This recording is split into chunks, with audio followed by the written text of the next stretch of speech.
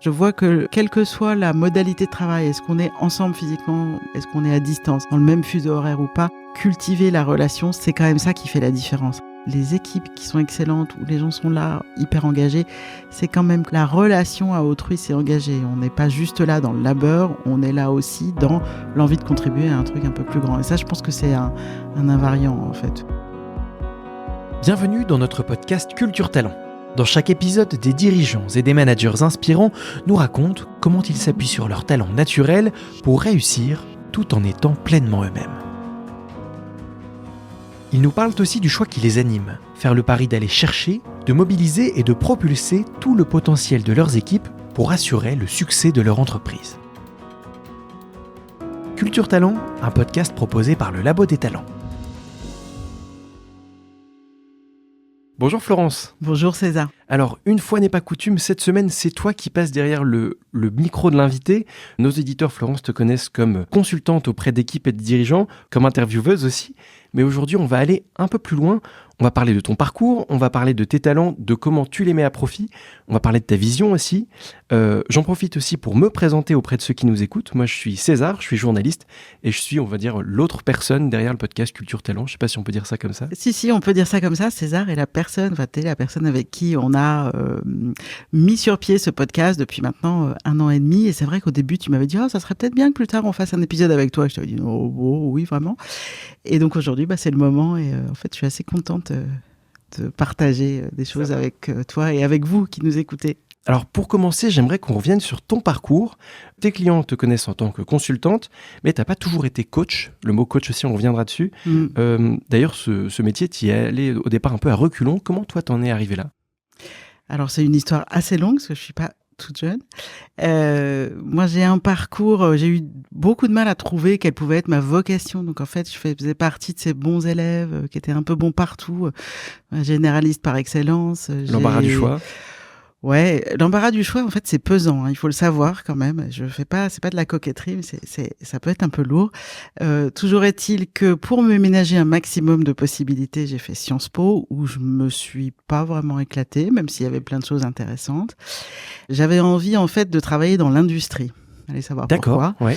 Et donc, j'ai commencé chez Accenture, qui à l'époque s'appelait Andersen Consulting, en tant que consultante en organisation industrielle. Donc, j'ai bossé auprès d'ingénieurs de production dans des usines, dans des sites de fabrication notamment de composants pour l'espace. C'était passionnant, je dois dire. Et en même temps, alors on verra, je pense que j'aurai l'occasion de dire que je suis quelqu'un qui aime les gens et pour qui la relation c'est super important. Je trouvais que dans le contexte du consulting, du grand cabinet, la relation était quand même mise à mal assez souvent. Et quand les missions étaient drivées par des partenaires super avec des clients géniaux, c'était top. Et quand c'était l'inverse, c'était plus difficile. Donc j'ai complètement bifurqué, je me suis reformée au tout début d'Internet en direction de projet multimédia. Donc, direction de projet multimédia, j'ai pris mon bâton de pèlerin, donc j'avais 26-27 ans à l'époque. D'accord. J'étais au Salon du Livre en me disant, tiens, puisque je bénéficie d'un stage, j'ai 3-4 mois à passer dans un autre secteur, je vais aller voir complètement autre chose. J'ai eu la chance de rencontrer un éditeur anglais qui m'a fait confiance, qui avait des projets multimédia à monter. Je suis allée, je crois que c'était 5-6 mois, travailler avec quelqu'un qui, peut-être il nous écoute, Aïssa Deroise, un mec génial, qui m'a fait confiance. On a fait des CD-ROM, une encyclopédie de la musique classique, subventionnée par l'Union européenne. Enfin, c'était un truc assez incroyable. Et puis, de fil en aiguille, en fait, on m'a proposé, de façon très inattendue pour moi, de reprendre la direction marketing de cette boîte en France. C'était pas spécialement un secteur ou un métier que je connaissais si bien, mais je me suis dit, Bon, à Sciences Po, on fait un peu de marketing quand même. Moi, j'étais en économie et finance, mais bon. Et je me suis dit, si le DG me le propose, c'est que je dois pouvoir, en gros. C'était l'idée. Donc, pas trop de complexe de l'imposteur, en tout cas à ce moment-là. Et j'ai démarré. Et puis, c'était passionnant parce que c'était des produits très éclectiques sur tout un tas de sujets. On passait de la science-fiction à l'histoire de France, en revenant par le multimédia pour les enfants et les contes. Donc, quelque chose de très, très varié. Je me suis vraiment éclatée. J'ai eu la chance de pouvoir reprendre la direction de la filiale quelques années après. D'accord. J'avais 30 ans. J'étais à la fois hyper fière de moi et en même temps, waouh, quel challenge, quoi. On avait une équipe en France. Enfin, il y avait plein de choses à coordonner. Ça a été une épreuve initiatique d'une certaine manière de prendre toute cette responsabilité, d'être en lien avec le siège à Singapour, à Londres. Et on a traversé donc le passage à l'euro, l'an 2000 aussi, avec toutes les incertitudes informatiques à l'époque, et la mise en route des 35 heures. Donc autant dire que petite Française dans un groupe international, parler des 35 heures, c'était un peu bizarre. Mais c'était chouette. Franchement, j'ai adoré. Et puis, au bout d'un moment, notre groupe coté en bourse regardait beaucoup dans le rétroviseur. Moi, c'est pas mon truc. On va voir que mes talents, ils me parlent beaucoup de regarder vers l'avant. Ta futuristique, on pourra revenir là-dessus. Et donc, voilà, j'en ai eu un peu marre. Ouais. Et donc, je me suis dit, bon, qu'est-ce que je fais? Et comme j'aimais mon métier, je me suis dit, tiens, je vais peut-être pouvoir faire ça en freelance pour d'autres boîtes. C'était aussi l'époque où j'ai eu des enfants, donc ça se trouvait bien. J'ai gagné beaucoup de flexibilité. Et donc, j'ai bossé pour d'abord des éditeurs, puis ensuite tout un tas d'autres boîtes en direction de projets complexes, partenariat de propriété intellectuelle. T'avais quel âge quand tu t'es lancé en solo? Alors, j'avais 35 ans. 36 ans, pardon. C'est pas mal, parce qu'il y en a plein qui attendent très très tard aussi. Non, mais ça fait longtemps, en fait, que j'exerce de manière autonome à mon compte. Et alors, qu'est-ce qui fait que tu t'es retrouvé dans le consulting? Oui, alors bon, le consulting, on peut dire que c'était ma toute première vie professionnelle, même si en indépendance, ça s'exerce, vous imaginez bien, ça n'a rien à voir avec le grand cabinet. En fait, en travaillant pour tous ces clients dans l'édition, dans la presse, dans le service client, enfin tout un tas de métiers, je me suis rendu compte qu'ils souvent ils refaisaient appel à moi. Et parfois pour des choses dont je me disais, mais franchement, ils pourraient peut-être les faire eux-mêmes. Donc j'ai questionné un certain nombre de ces clients en leur disant, mais qu'est-ce que je vous apporte? C'est quoi le truc? Est-ce que c'est juste un problème de charge de travail ou est-ce que c'est autre chose? Et plusieurs m'ont dit, en fait, on aime bien bosser avec toi d'abord, et ensuite ils m'ont dit aussi, t'arrives à faire travailler nos équipes ensemble de manière différente. Manifestement, ce que j'arrivais à faire, c'était à permettre dans un quotidien hyper chargé aux gens de s'occuper aussi des projets d'avenir, aussi de ce qu'il fallait tester, expérimenter. De dézoomer un petit peu. Oui, dézoomer puis faire de la place à du nouveau, tout simplement. Alors qu'on a tous tendance, moi la première, à se laisser phagocyter par l'opérationnel maintenant.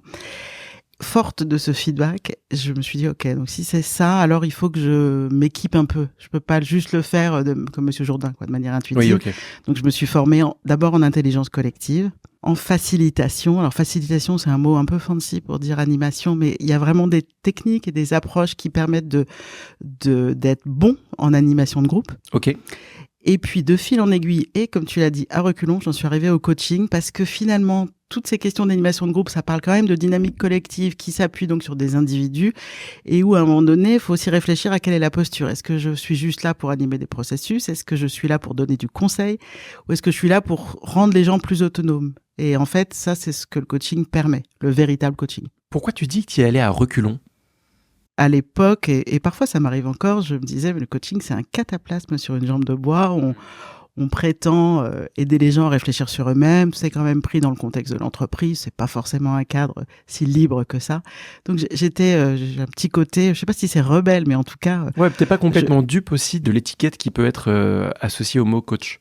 Ah oui, voilà, coach, c'est le truc galvaudé par excellence. Enfin, moi, j'essaye d'éviter de m'affubler de ce mot-là autant que faire se peut, même si, en même temps, c'est une vraie compétence. Enfin, c'est un vrai set de compétences. Sûr. Mais aujourd'hui, quand on dit je suis coach, tout le monde se marre, quoi. Ou tout le monde ne se marre pas, mais dit intérieurement, ah, encore un coach. Oui, il y a un peu de ça. Donc ça me va pas. Qu'est-ce qui te plaît le plus dans ton métier aujourd'hui? Alors moi, j'adore le monde du business. Ouais. Je trouve fantastique. Pensons aux cathédrales. Quand on construisait des cathédrales, on peut imaginer qu'entre tous les corps de métier et les individus, même si le régime, social était très différent, il y avait forcément quand même des tensions, des choses qui s'emboîtaient pas, si on pense aux poutres de Notre-Dame, là, par exemple, immédiatement bien. Et je trouve, moi, incroyable qu'on ait pu construire des cathédrales, construire des fusées, aller sur la Lune, enfin, et faire tous les métiers qu'on fait aujourd'hui. Hein, quand là, on est Tour Montparnasse au 51e, et tous les gens qui font marcher la tour, il y a plein de corps de métier. Donc, ça me fascine. Donc, du coup, pour moi, le coaching, c'est être aux premières loges de la manière dont les gens travaillent et les amener à créer plus de fluidité et plus de plaisir, plus de joie aussi dans leur exercice. Il y a un côté un peu architecte de l'humain. Essayer d'agencer les relations ou de la compréhension des uns et des autres de manière à ce que ce soit assez fluide. Oui, alors c'est marrant que tu dis ça parce que récemment sur le podcast, il y a eu Nicolas Cana qui parlait d'être architecte de solutions. Ah bah voilà, ouais. Moi, je me verrais plus dans, on dit mécaflux, la mécanique des fluides. Oui, non, mais oui, c'est ça. C'est moins un jeu de pièces à assembler que de l'énergie ou de la choses à canaliser. La circulation, voilà, merci, c'est ça. Dans ce podcast que d'habitude tu animes, tu parles beaucoup de talent et pour ce faire, tu t'appuies sur la méthode Clifton Strengths qui a été développée par Gallup. Quand tu es devenue consultante ou coach, j'imagine que toi, tu as testé différents outils. Qu'est-ce qui t'a marqué, qu'est-ce qui t'a plu, qu'est-ce qui t'a convaincu dans cette méthode-là, qui n'est pas la seule que tu utilises d'ailleurs? Ouais, donc en fait, quand on se forme au coaching, généralement, on est formé de façon généraliste, donc plutôt au processus d'accompagnement, et c'est toujours bien d'avoir des outils dits de personnalité. Bon, moi, c'était pas spécialement mon projet d'avoir un outil de personnalité, mais un beau jour, parce que je suis hyper curieuse, sur Internet, me saute un peu au visage un truc, découvrez vos talents. Et je vous ai dit, moi, j'ai eu un souci sur ma vocation. Qu'est-ce que c'est? Je suis faite pour quoi? Ça, c'est une question qui m'a travaillé très, très longtemps, plusieurs dizaines d'années. Et donc je tombe sur ce truc, ça s'appelait StrengthsFinder à l'époque, et ça promettait qu'on allait découvrir sinon sa vocation, en tout cas ses talents naturels. Je me dis, ça, j'en veux. J'ai un peu résisté parce que j'avais pas envie de à nouveau répondre à un questionnaire, mais je l'ai fait. Quand j'ai eu mon rapport, je me suis dit, waouh, ce truc c'est dingue parce que c'est moi, mais je me serais jamais décrite comme ça, jamais. Donc comme un plan de coupe un petit peu, comme quelque chose de transversal. Et donc du coup, ça c'était en 2014. Ouais. Dans l'année qui a suivi, je me suis formée. À l'époque, l'outil n'existait pas en français, donc j'étais quand même un peu dingue. Enfin, quand j'y repense, je me suis dit, mais pourquoi j'ai fait ça? Mais en fait, j'ai bien fait. Et depuis, c'est devenu un des piliers de la manière dont on accompagne au Labo des talents. Mais des questionnaires, il y en a plein qui sont très connus. On parle parfois de Four Colors, de disques, de choses comme ça. Pourquoi celui-là en particulier? Il y a plein d'outils. Dans les outils, il y en a qui sont nuls. Ouais. Et il y en a plein de bons. Disque, c'est un bon outil. MBTI, c'est un outil, je dirais, intéressant, moi qui m'a jamais beaucoup parlé, pour être franche, etc. Clifton Strengths, pour moi, ça m'a parlé. Et dans ma manière d'aborder les choses, j'aime bien tester toujours sur moi, expérimenter, y compris dans des collectifs, qu'est-ce qui marche avant de le proposer à des clients. Donc ça m'a parlé. Donc c'était un premier bon point. Et ensuite, c'est un outil qui a comme caractéristique d'avoir été créé à partir de l'observation des personnes et d'entretiens individuels et de verbatim très poussés. Donc ça part de l'expérience plutôt que du concept. Donc ça me parle pas mal aussi. Et enfin, ceux qui connaissent le savent, il y a 34 thèmes de talent et donc c'est pas un outil de typologie, c'est un outil où on découvre sa singularité. Et je crois que moi, ce qui me plaît là-dedans, c'est la subtilité. On n'est pas dans des boîtes, on n'est pas dans des recettes. Alors oui, ça demande un peu de boulot par contre. Non mais c'est vrai que pour l'avoir expérimenté moi-même, il y a à la fois, forcément, il y a 34 talents, donc il y en a qui vont ressortir, mais on n'est pas dans une des boîtes. Finalement, on se rend compte que d'une personne à l'autre, on peut avoir à la fois des talents en commun et des talents très divergents. Oui. Chacun a finalement un peu sa propre combinaison. C'est ça. Et quand même on a des talents en commun, ce qui était le cas là encore cette semaine, j'ai animé une session où 2 personnes avaient 4 talents en commun. Et ils se sont rendus compte assez vite que oui, ça leur donnait des atomes crochus évidents, et en même temps, il y avait bien des différences, très claires. Donc comment on est unique, c'est ça le truc. On arrive maintenant à la séquence que moi j'attends le plus, qui est ton top 5. Est-ce que tu peux nous révéler déjà ton top 5 ? Grosse révélation, je rigole. Donc mon top 5, c'est Input, c'est le talent de la curiosité et c'est Wikipédia sur pattes, si je résume. Enfin, pardon, je ne veux pas sembler arrogante, mais en tout cas, j'ai une énorme curiosité. Positivité. Ouais. Alors c'est un des autres aspects de Clifton Strengths dont j'ai pas parlé, c'est on regarde d'abord ce qui marche bien, on regarde ce qui est naturel, récurrent et qui peut produire une valeur ajoutée, une contribution. Donc Input, positivité, connectedness, en français c'est connexion, c'est le talent de construire des passerelles. Ouais. Includer, le talent de l'inclusion. Alors chez moi, c'est ne pas laisser quelqu'un sur le côté, en tout cas être attentive à toutes les voix qui peuvent s'exprimer sur un sujet donné. Et enfin, idéation. Idéation, c'est le règne, le royaume des idées, donc les choses nouvelles, créer des connexions improbables entre les choses et être un peu créatif. Quand tu donnes ton top 5, toi, tu donnes généralement ton top 6. Il y a un petit 6e que tu aimes bien. C'est vrai, tu as bonne mémoire. Mon 6e, c'est futuristique, c'est le talent qui aime rêver d'avenir et d'un avenir meilleur, si possible. Donc ça, c'est vraiment une dimension que j'espère apporter et que je prête, on va dire, aux projets sur lesquels je travaille et aux clients, c'est de voir où est-ce qu'on peut aller et quel va être le futur meilleur qu'on peut viser. T'en penses quoi, toi, de ton top 5, ton top 6 ? La première fois que tu l'as découvert, qu'est-ce que t'en as pensé ? Même aujourd'hui, tiens. Alors, qu'est-ce que j'en pense ? Déjà, ça m'a surpris parce que je n'aurais pas pensé que positivité, c'était un talent qu'on pouvait ranger dans le monde professionnel. Je savais que j'ai plutôt le sourire, ça je le savais, mais je n'aurais jamais pensé en faire une force professionnelle en tant que telle.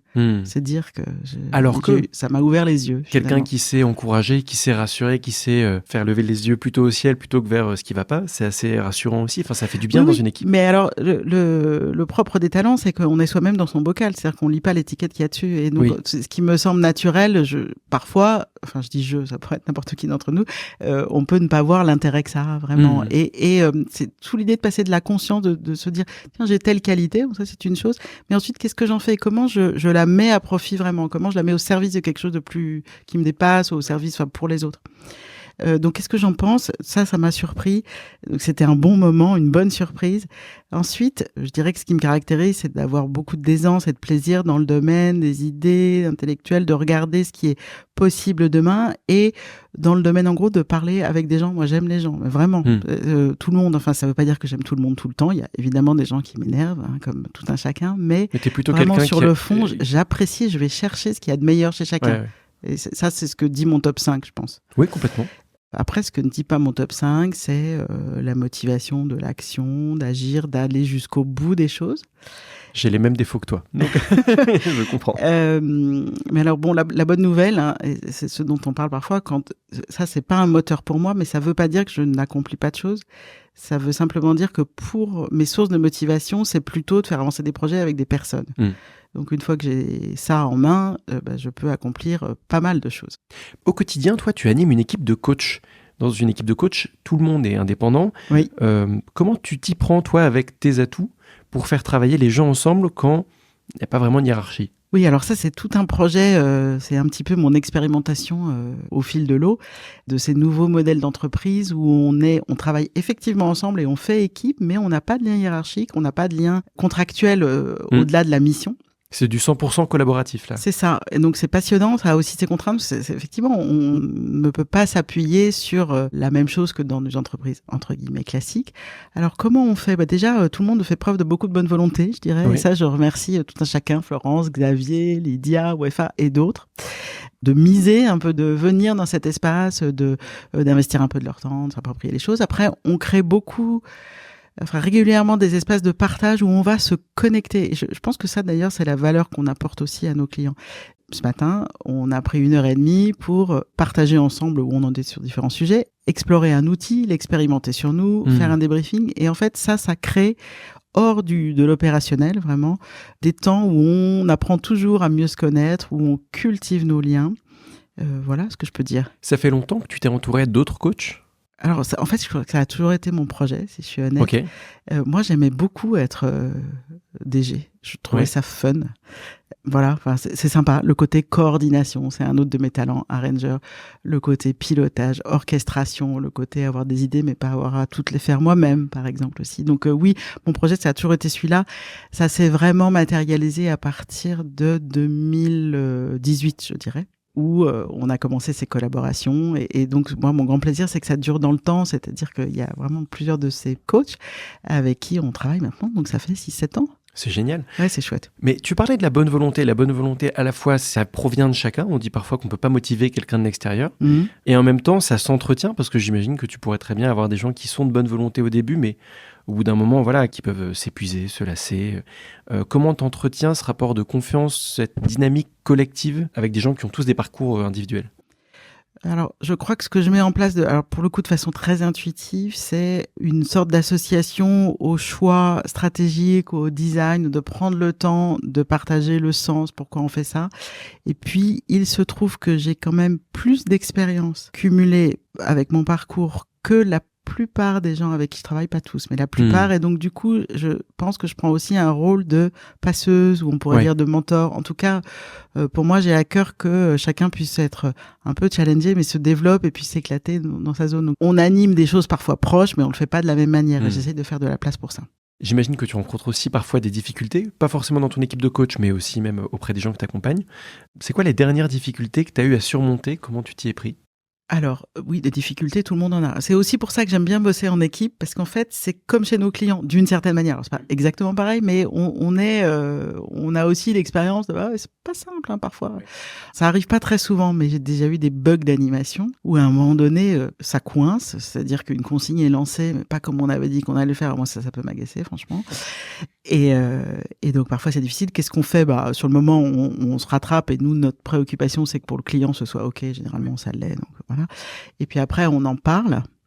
Parfois, alors, généralement, moi, je fais en sorte qu'on en parle tout de suite, mais on en reparle peut-être aussi 15 jours ou un mois après pour débriefer et se dire, mais qu'est-ce qui s'est joué là? Alors, ça parle souvent de nous, mais ça peut aussi parler du système qu'on accompagne. On peut récupérer, qu'on appelle dans notre jargon des processus parallèles, mais en gros, une dynamique qui est à l'œuvre dans une équipe peut aussi s'incrémenter dans le binôme de coach, par exemple. Voilà. Après, auprès de clients, ce qui arrive parfois, c'est pas très fréquent. Alors moi, je dirais que, et d'ailleurs, c'est ce que disent aussi les coachs avec qui je bosse, on a des clients fantastiques, mais vraiment, des gens géniaux, qui sont impliqués dans ce qu'on fait, avec qui on établit des relations vraiment partenariales et de confiance. Donc, en gros, ça va. Ouais. Il arrive parfois, quand on a des clients nouveaux, qu'au début, on puisse avoir des hiatus de communication. Je me souviens d'un projet où on n'avait pas eu de réponse sur une certaine chose pendant longtemps. Et puis, je crois que c'était 10 jours avant l'événement, on dit, bon, c'est bon, il faut venir. Je dis, mais là, c'est plus possible. Et donc, moi, j'aime pas dire non. Tu trouves une solution, mais c'est pas et donc, confortable. enfin bref, finalement, le truc c'est pas fait, mais on a repris contact ensuite avec les clients et j'ai pu vraiment là du coup recalibrer la relation et on s'est dit bon, parlons un tout petit peu de ce qui s'est passé, il y a rien de grave là-dedans, mais qu'est-ce qui s'est joué, comment on aurait pu faire mieux. Et en fait, ça a créé avec cette personne une relation géniale. Mais parfois, c'est bizarre de dire ça, mais parfois les erreurs nourrissent aussi une relation client. Parce que si on est capable d'admettre, de dire, bon, bah là, visiblement, on ne s'est pas compris ou on a compris qu'on n'était pas tout à fait là où vous attendiez qu'on soit, le fait de l'admettre et de dire, bon, bah maintenant, l'idée, c'est comment on arrive à converger et à être là où vous voulez, finalement, le client se sent vraiment pris en compte. Oui, et puis nous aussi, c'est-à-dire qu'on a besoin, et ça, je pense dans notre métier, c'est fondamental de pas être client-fournisseur. Je veux dire, il n'y en a pas un au-dessus, un en dessous, parce que ça marche pas. Notre boulot, c'est quand même d'accompagner des changements profonds. Donc, pour inviter les gens à changer, si on leur est soumis, pardon pour le vocabulaire, non, mais bien sûr. Ça peut pas se faire. Donc, on a besoin de cultiver une parité. Et donc, c'est pour ça qu'on travaille beaucoup alors notre mot de jargon, c'est la régulation, c'est-à-dire en fait ce que je disais là, on s'est reparlé de comment ça s'était passé et qu'est-ce qu'on pourrait ajuster la prochaine fois, c'est un peu de régulation et en fait c'est vraiment une pratique saine que moi j'invite chacun à faire, à ne pas laisser ses rancœurs ou cadavres ou autres inconforts, disons, dans les placards. Parmi tes clients aujourd'hui, on voit dans plein d'entreprises de services, il y a une tentation d'utiliser l'IA pour tout, l'IA y compris soit en complément, soit à la place de certains prestataires. Les métiers du coaching, est-ce qu'ils sont affectés par l'IA ? Toi, tu utilises l'IA aussi au quotidien. Comment, toi, tu l'utilises intelligemment ? 2 questions en une. Alors, l'utiliser intelligemment, on est en train d'expérimenter pas mal de choses. J'ai pas encore de réponse tout à fait définitive à ça. Okay. Je pense que ça nous aidera à gagner du temps sur des formalisations. Peut-être parfois sur de la construction de workshops ou de la rédaction de guides de facilitation, mais c'est surtout vrai quand on travaille sur des choses qui se répètent. Nous, on est beaucoup dans le sur-mesure, donc c'est un petit peu moins utile. D'autre part, moi, je vais le dire franchement, je me suis créé un petit coach IA qui me connaît et avec qui j'ai des conversations de temps en temps. Mon expérience, c'est que j'ai des bonnes conversations, c'est super chouette sur le moment, et puis en fait, c'est un peu comme un soufflet qui retombe, c'est-à-dire que le lendemain, je me dis, tiens, en fait... on s'était dit quoi, ChatGPT et moi, et en fait, généralement, je ne m'en souviens pas. Et ça fait toucher du doigt que ce qui se passe dans un accompagnement, c'est au niveau de la relation, et c'est pas juste les mots ou le côté intellectuel, c'est beaucoup plus, il y a quelque chose qui se passe dans la relation qui fait que ce qu'on travaille s'imprime. C'est intéressant parce qu'il y a presque un engagement, je dirais, du client envers toi qu'il n'aurait pas envers l'IA. Moi, je consomme l'IA aussi très régulièrement. Je peux parfois poser une question et me dire « Ah oui, la réponse, ce qu'il faudrait que je fasse dans ma vie, c'est exactement ce que Léa dit, c'est une bonne réponse. » Et j'en fais rien. Alors que si quelqu'un me le disait et que je lui disais en face « Ouais, t'as raison, il faudrait que je fasse ça », la prochaine fois que je le vois, je me dirais « Il faut quand même que j'ai mis en place des trucs parce que il avait touché juste. » Oui, alors même si nous, enfin, moi en tout cas, j'évite de dire, et d'ailleurs mes clients ne voudraient pas ça, je crois, dire faites ça ou vous devriez faire ça, parce que bon, je bosse beaucoup avec des dirigeants, ce sont des gens qui sont pas là par hasard, et le contrat qu'on a ensemble, c'est plutôt de faire émerger, de dénouer des nœuds éventuels et de faire émerger leurs propres réponses et de permettre de stretcher un peu leur réflexion, d'être peut-être attentif à des signaux faibles, en tout cas d'élargir leur champ de vision. Mais malgré tout, je pense que le fait d'avoir un rapport one-to-one, enfin un rapport d'humain à humain, comme tu dis, ça permet d'ancrer les choses, de faire typiquement des conduites du changement qui est une de tes grandes expertises. Oui, et puis ça se prend, c'est un fil de relation continue, même s'il est en pointillé, c'est-à-dire qu'on n'a pas, c'est pas des gens que j'ai au téléphone tous les jours, loin de là, parfois c'est tous les 3 mois, tous les 4, etc.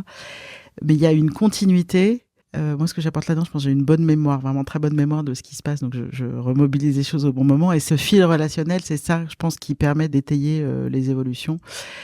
Mais pour revenir à l'IA, comme tous les métiers, notre métier, il va évoluer, ça c'est certain. Oui, c'est sûr. Et donc là, pour le moment, le labo des talents expérimente, teste des choses. Et voilà.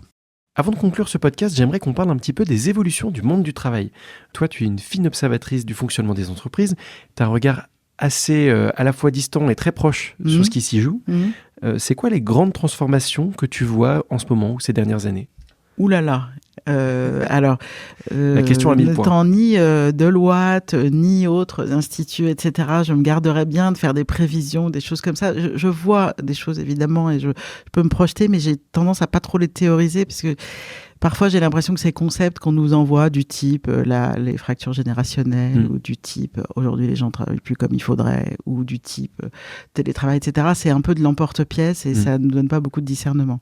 Qu'est-ce que je vois ? Je vois que quelle que soit la modalité de travail, est-ce qu'on est ensemble physiquement dans un même bureau ? Est-ce qu'on est à distance ? Est-ce qu'on est dans le même fuseau horaire ou pas ? Cultiver la relation, c'est vraiment important. Alors on peut dire je prêche pour ma chapelle, sans doute, mais c'est quand même ça qui fait la différence. Les équipes qui performent, qui surperforment, qui sont excellentes, où les gens sont là, hyper engagés, c'est quand même que d'une manière ou d'une autre, chacun à sa façon, la relation à autrui s'est engagée. On n'est pas juste là dans le labeur, on est là aussi dans l'envie de contribuer à un truc un peu plus grand. Et ça, je pense que c'est un invariant, en fait. Après, il y a d'autres dimensions. On est dans une société qui probablement accorde plus de place à l'individu dans sa singularité que par uniquement son appartenance au groupe. Et donc, il faut arriver, et je pense que c'est un challenge pour les managers aujourd'hui, à combiner à la fois le sens du collectif et en même temps l'appréciation individuelle de chacun. Comment ta motivation, César, n'est pas la même que la mienne, et donc voilà, comment on nourrit tout ça. Et le rôle du manager qui n'est pas forcément évident, parce qu'il est à la fois le réceptacle de ce qui provient de l'équipe qui gère, et en même temps le réceptacle aussi des instructions qui viennent du dessus. C'est ça. Donc le rôle du manager aujourd'hui, il n'est pas simple, et à la fois il est hyper important. Oui, c'est un sacré job, un manager. Enfin, quelle que soit l'ampleur, voilà, c'est pas un job facile. C'est un job qu'on réussit bien si on a envie. Donc, une des choses qu'on fait aussi, c'est de recultiver. Et ça, je pense pas que ce soit une tendance du moment. On parle beaucoup de bien-être, de risques psychosociaux, de santé mentale, et c'est des sujets importants. Je ne veux pas les minimiser, mais néanmoins, moi, je crois aussi que si on est, en tant que leader, attentif au fait que on ait du plaisir à travailler, beaucoup de ces désagréments disparaissent. Oui, beaucoup de choses découlent. Donc c'est ce que moi j'essaye d'apporter à ma petite échelle. Pour conclure, j'ai une toute dernière question. Les gens que tu accompagnes, tu l'as dit tout à l'heure, ce sont des gens qui sont plutôt bons dans ce qu'ils font. Alors je vais poser une question très naïve. Qu'est-ce qu'ils viennent chercher dans ton accompagnement qu'ils n'auraient pas déjà ? C'est vrai, c'est une remarque que je me suis faite. Je me suis dit, en fait, la plupart vraiment de nos clients, ils ont déjà un niveau de performance significatif, que ce soit individuellement ou même en équipe. Je pense que la raison pour laquelle on vient nous voir, la première raison, enfin chronologiquement, c'est tout le monde est bon, assez performant, individuellement engagé, mais le collectif, on sent qu'on pourrait faire plus. On sent qu'on pourrait créer une vraie synergie qui n'est pas encore là. Donc ça, je pense que c'est vraiment notre domaine d'action privilégié.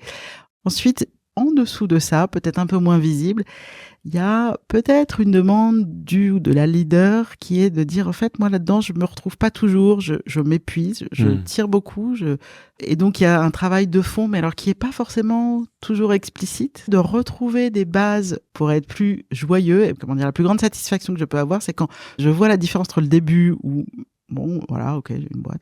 Et je reviens, je vois des petites étoiles ou des sourires génial. Sur les visages. Et là, que ce soit du dirigeant ou d'autres personnes, là, je sais qu'on a fait un bon travail. C'est vraiment ça que j'observe. C'est très plaisant. En fait, c'est un gros travail aussi sur l'état d'esprit au sein de l'entreprise qui va faire que derrière, ça va aller mieux parce que, comme on disait tout à l'heure, il faut entretenir la bonne volonté. Moi, je crois vraiment que le temps qu'on prend pour se connecter les uns aux autres, à condition que ce soit un temps construit, c'est pas juste on va boire un café. Ça peut être on va boire un café, mais c'est pas que ça. C'est ce qui va nous permettre d'accélérer après.